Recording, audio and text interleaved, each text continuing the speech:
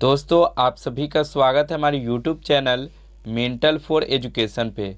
दोस्तों आज के इस वीडियो में हम लोग कवर करने वाले हैं नरमपंथी के बारे में, जिसे दोस्तों उदारवादी चरण के भी नाम से जाना जाता है। तो दोस्तों इससे जुड़े हुए दोस्तों टॉप 30 क्वेश्चन आपको कराएंगे, जो आपके आने वाले सभी एग्जामों के लिए बहुत ही महत्वपूर्ण प्रश्न होंगे। तो आप वीडियो को एंड तक देखें दोस्तों। और दोस्तों इसमें दिया गया डाटा आपको दिल से पसंद है तो एक लाइक और एक सब्सक्राइब जरूर करके जाइएगा, ठीक है। चलिए दोस्तों आज के सेशन का हम लोग क्वेश्चन सब देख लेते हैं। तो हमारा पहला क्वेश्चन है दोस्तों, भारतीय राष्ट्रीय आंदोलन के 1885 से 1905 की अवधि को कहा जाता है। तो दोस्तों 1885 से 1905 के बीच के अवधि को दोस्तों उदारवादी चरण के नाम से जाना जाता है, उदारवादी चरण। इसलिए इसका ए ऑप्शन बिल्कुल सही है, उदारवादी चरण। तो इसे आपको ध्यान में रखना है, ठीक है। अगला प्रश्न है दोस्तों, भारतीय इतिहास में वर्ष 1885 ईस्वी प्रसिद्ध है। तो दोस्तों भारतीय इतिहास में वर्ष 1885 ईस्वी दोस्तों ये प्रसिद्ध है भारतीय राष्ट्रीय कांग्रेस की स्थापना के लिए, ठीक है। इसलिए इसका ए ऑप्शन बिल्कुल सही जाएगा, भारतीय राष्ट्रीय कांग्रेस की स्थापना के लिए। तो इसे भी आपको ध्यान में रखना है, ठीक है। अगला प्रश्न है, किस गवर्नर जनरल के कार्यकाल के दौरान भारतीय राष्ट्रीय कांग्रेस बनी थी। तो दोस्तों लॉर्ड डफरिन के शासनकाल में भारतीय राष्ट्रीय कांग्रेस बनी थी, ठीक है। इसलिए इसका सी ऑप्शन बिल्कुल सही हो जाएगा, लॉर्ड डफरिन। तो इसे भी आपको ध्यान में रखना है। अगला प्रश्न है दोस्तों, भारतीय विश्वविद्यालय अधिनियम 1904 किस वायसराय के काल में पारित किया गया था। तो दोस्तों भारतीय विश्वविद्यालय अधिनियम 1904 दोस्तों ये लॉर्ड कर्जन के शासनकाल में पारित किया गया था, ठीक है। इसलिए इसका बी ऑप्शन बिल्कुल सही हो जाएगा, लॉर्ड कर्जन। तो इसे भी आपको ध्यान में रखना है, ठीक है। अगला प्रश्न है, भारतीय सिविल सेवा आईसीएस में चुने जाने वाले पहले भारतीय का नाम था। तो दोस्तों आईसीएस में चुने जाने वाले पहले भारतीय ये है सत्येंद्र नाथ टैगोर। बी ऑप्शन इसका बिल्कुल सही जगह, सत्येंद्र नाथ टैगोर। तो इसे भी आपको ध्यान में रखना है, ठीक है। अगला प्रश्न है दोस्तों, हर्मिट ऑफ शिमला किसे कहा जाता है। तो दोस्तों hermit of Shimla AO Hume को कहा जाता है, ठीक है। इसलिए इसका सी ऑप्शन बिल्कुल सही जगह, एओ ह्यूम। तो इसे भी आपको ध्यान में रखना है, ठीक है। अगला प्रश्न है दोस्तों, इल्बर्ट बिल विवाद किस वायसराय के कार्यकाल में उभरा था। तो दोस्तों इल्बर्ट बिल विवाद दोस्तों ये उभरा था रिपन के शासनकाल में, ठीक है। इसलिए इसका ए ऑप्शन बिल्कुल सही जगह, रिपन। तो इसे भी आपको ध्यान में रखना है। अगला प्रश्न है दोस्तों, भारतीय संघ के संस्थापक कौन थे। तो दोस्तों भारतीय संघ के संस्थापक ये थे दोस्तों सुरेंद्र नाथ बनर्जी, ठीक है। इसलिए इसका सुरेंद्र नाथ बनर्जी, यहाँ पे देख सकते हैं दोस्तों सुरेंद्र नाथ बनर्जी। इसलिए इसका डी ऑप्शन बिल्कुल सही है, सुरेंद्र नाथ बनर्जी भारतीय संघ के संस्थापक थे। अगला प्रश्न है दोस्तों, भारतीय राष्ट्रीय कांग्रेस की अध्यक्षता किसने की। तो दोस्तों भारतीय राष्ट्रीय कांग्रेस की अध्यक्षता दादा भाई नौरोजी के द्वारा किया गया था, ठीक है। इसलिए इसका सी ऑप्शन बिल्कुल सही जगह, दादा भाई नौरोजी। तो इसे भी आपको ध्यान में रखना है, ठीक है। अगला प्रश्न है दोस्तों, 1905 ईस्वी में बंगाल विभाजन किस वायसराय ने किया था, किस वायसराय ने किया। तो दोस्तों बंगाल विभाजन दोस्तों ये लॉर्ड कर्जन के द्वारा 1905 ईस्वी में किया गया था, ठीक है। इसलिए इसका बी ऑप्शन बिल्कुल सही है, लॉर्ड कर्जन। तो इसे भी आपको ध्यान में रखना है। अगला प्रश्न है दोस्तों, भारतीय राष्ट्रीय कांग्रेस का प्रथम मुस्लिम प्रेसिडेंट था। तो दोस्तों भारतीय राष्ट्रीय कांग्रेस का प्रथम मुस्लिम प्रेसिडेंट ये थे दोस्तों बदरुद्दीन तैयबजी। डी ऑप्शन इसका बिल्कुल सही है, बदरुद्दीन तैयबजी। तो इसे भी आपको ध्यान में रखना है, बदरुद्दीन तैयबजी। अगला प्रश्न है दोस्तों, भारतीय राष्ट्रीय कांग्रेस के 1905 में बनारस अधिवेशन के अध्यक्ष कौन थे। तो दोस्तों 1905 में बनारस अधिवेशन के अध्यक्ष दोस्तों ये थे गोपाल कृष्ण गोखले, ठीक है। इसलिए इसका सी ऑप्शन बिल्कुल सही हो जाएगा, गोपाल कृष्ण गोखले। तो इसे भी आपको ध्यान में रखना है। अगला प्रश्न है दोस्तों, भारतीय राष्ट्रीय कांग्रेस के पहले अध्यक्ष कौन थे। तो दोस्तों भारतीय राष्ट्रीय कांग्रेस के पहले अध्यक्ष दोस्तों ये थे WC बनर्जी, ठीक है। बी ऑप्शन इसका बिल्कुल सही है, WC बनर्जी। तो इसे भी आपको ध्यान में रखना है। अगला प्रश्न है दोस्तों, भारत के पहले लोक संघ लैंड होल्डर सोसाइटी की स्थापना कब हुई थी। तो दोस्तों पहले लोक संघ लैंड होल्डर सोसाइटी की स्थापना दोस्तों ये हुई थी 1837 ईस्वी में, ठीक है। सी ऑप्शन इसका बिल्कुल सही जगह, 1837 ईस्वी। तो इसे भी आपको ध्यान में रखना है, 1837 ईस्वी।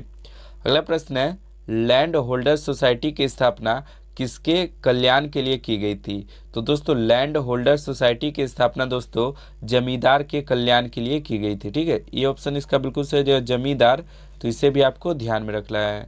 अगला प्रश्न है दोस्तों, दादा भाई नौरोजी ने 1866 ईस्वी में ईस्ट इंडिया एसोसिएशन की स्थापना कहाँ की? तो दोस्तों दादा भाई नौरोजी ने 1866 ईस्वी में ईस्ट इंडिया एसोसिएशन की स्थापना दोस्तों लंदन में की थी। ठीक है, इसलिए इसका ए ऑप्शन बिल्कुल सही जगह लंदन, तो इसे भी आपको ध्यान में रखना है लंदन।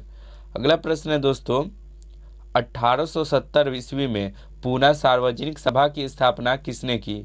तो दोस्तों पूना सार्वजनिक सभा की स्थापना 1870 में दोस्तों इसके दोस्तों महादेव गोविंद रानाडे के द्वारा किया गया था। ठीक है, बी ऑप्शन इसका बिल्कुल सही जाएगा, महादेव गोविंद रानाडे, तो इसे भी आपको ध्यान में रखना है। अगला प्रश्न है, निम्नलिखित भारतीय नेताओं में से कौन एक ब्रिटिश द्वारा इंडियन सिविल सर्विस से बर्खास्त किया गया? तो दोस्तों सुरेंद्र नाथ बनर्जी जो थे वो ब्रिटिश द्वारा इंडियन सिविल सर्विस से बर्खास्त किए गए थे। ठीक है, इसलिए इसका बी ऑप्शन बिल्कुल सही जाएगा, सुरेंद्र नाथ बनर्जी, तो इसे भी आपको ध्यान में रखना है। अगला प्रश्न है, लैंड होल्डर सोसाइटी कलकत्ता के संस्थापक थे?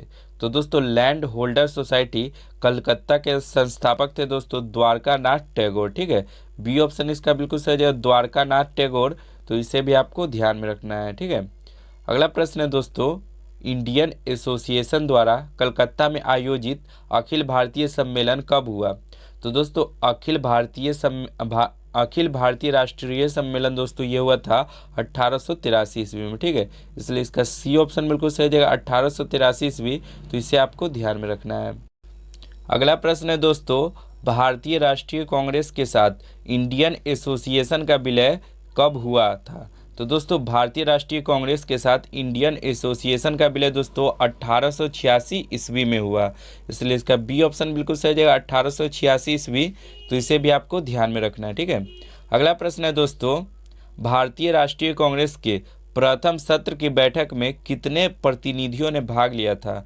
तो दोस्तों भारतीय राष्ट्रीय कांग्रेस के प्रथम सत्र की बैठक में दोस्तों 72 प्रतिनिधियों ने भाग लिया था, इसलिए इसका ए ऑप्शन बिल्कुल सही है, 72 प्रतिनिधियों ने, तो इसे भी आपको ध्यान में रखना है। ठीक है, अगला प्रश्न है, निम्नलिखित में से किसने भारतीय राष्ट्रीय कांग्रेस की अध्यक्षता 2 बार की? तो दोस्तों वेडरवर्न के द्वारा भारतीय राष्ट्रीय कांग्रेस की अध्यक्षता 2 बार की गई थी। ठीक है, इसलिए इसका बी ऑप्शन बिल्कुल सही है, वेडरवर्न, तो इसे भी आपको ध्यान में रखना है। अगला प्रश्न है, किसने कहा ब्रिटिश शासन एक अस्थायी बढ़ता हुआ तथा लगातार बढ़ता हुआ विदेशी आक्रमण है जो धीरे धीरे ही सही मगर पूरी तरह देश को नष्ट कर रहा है? तो दोस्तों ये जो कथन है दोस्तों ये कहा गया था दादा भाई नौरोजी के द्वारा में। ठीक है, इसलिए इसका ए ऑप्शन बिल्कुल सही है, दादा भाई नौरोजी, तो इसे भी आपको ध्यान में रखना है। ठीक है, अगला प्रश्न है, उदारवादियों की कार्य पद्धति को किसने भिखमंगी राजनीति की संज्ञा दी? तो दोस्तों उदारवादियों की कार्य पद्धति को दोस्तों उग्रवादियों ने भिखमंगी राजनीति की संज्ञा दी। ठीक है, उग्रवादियों ने, इसलिए इसका ए ऑप्शन बिल्कुल सही जाएगा, उग्रवादियों ने, तो इसे भी आपको ध्यान में रखना है, उग्रवादियों ने। अगला प्रश्न है हमारा दोस्तों, ब्रिटिश साम्राज्य के अंतर्गत स्वशासन की मांग सबसे पहले किसने और कब की? तो दोस्तों सबसे पहले दादा भाई नौरोजी ने की, और दोस्तों वो था सन 1906 ईस्वी में किए थे। ठीक है, इसलिए इसका सी ऑप्शन बिल्कुल सही है, दादा भाई नौरोजी ने 1906 ईस्वी में, तो इसे भी आपको ध्यान में रखना है। अगला प्रश्न है, 1857 में किसकी गिरफ्तारी के बाद राष्ट्रीय कांग्रेस में एक नया मोड़ आया? तो दोस्तों 1887 में दोस्तों बाल गंगाधर तिलक की गिरफ्तारी के बाद राष्ट्रीय कांग्रेस में एक नया मोड़ आया था। ठीक है, इसलिए इसका ए ऑप्शन बिल्कुल सही जाएगा, बाल गंगाधर तिलक, तो इसे भी आपको ध्यान में रखना है। ठीक है, अगला प्रश्न है, मद्रास महाजन सभा की स्थापना की गई? तो दोस्तों मद्रास महाजन सभा की स्थापना दोस्तों वर्ष 1884 ईस्वी में की गई थी। ठीक है, इसलिए इसका डी ऑप्शन बिल्कुल सही है, वर्ष 1884, तो इसे भी आपको ध्यान में रखना है। अगला प्रश्न है, भारत में लॉर्ड कर्जन के प्रशासन की तुलना औरंगजेब ने किसने की? तो औरंगजेब से किसने की? तो सही आंसर हो जाएगा दोस्तों गोपाल कृष्ण गोखले ने। गोपाल कृष्ण गोखले ने ही लॉर्ड कर्जन की प्रशासन की तुलना औरंगजेब से की, इसलिए इसका ई ऑप्शन बिल्कुल सही हो जाएगा, गोपाल कृष्ण गोखले। तो इसे भी आपको ध्यान में रखना है। अगला प्रश्न है, राजा जनता के लिए बने हैं, जनता राजा के लिए नहीं बनी है। दोस्तों ये जो कथन था राष्ट्रीय आंदोलन के दौरान निम्नलिखित में से यह मतलब किसने कहा था। तो इसका सही आंसर हो जाएगा दोस्तों दादा भाई नौरोजी ने यह कथन कहा था। सी ऑप्शन इसका बिल्कुल सही है, दादा भाई नौरोजी। तो इसे भी आपको ध्यान में रखना है, ठीक है दोस्तों। आज के लिए हमारा इतना ही था क्वेश्चन। अपना स्कोर कमेंट सेक्शन में जरूर बता के जाइएगा, ठीक है। मिलते हैं दोस्तों नेक्स्ट वीडियो में। आज के लिए इतना ही। जय हिंद, जय भारत।